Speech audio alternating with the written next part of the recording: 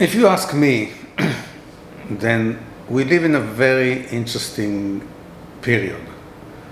What is critically interesting is the fact that technology is developing very rapidly, and there are already a set of technologies out there which can neuromodulate the brain, in the sense that it can intervene in the activity of the brain and makes it pretty sure that in the coming future we will be able to control and stimulate the brain in many ways.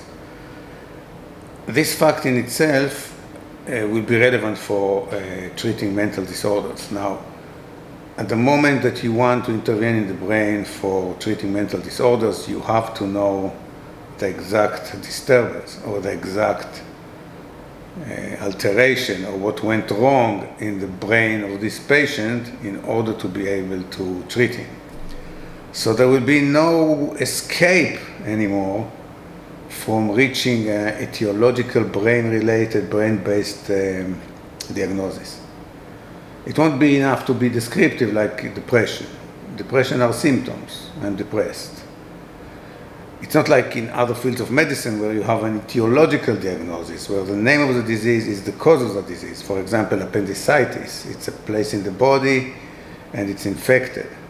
When you say depression, it's not a place in the body and it's not any kind of mechanism.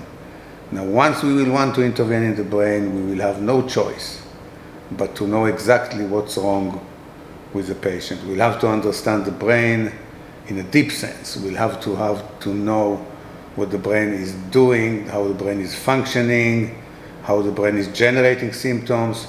We'll have to know the physics. It's a physical system. We have to know the physics of the brain. It's a complex system, so we have to know physics of complex systems. This is actually the basics for the future of psychiatry.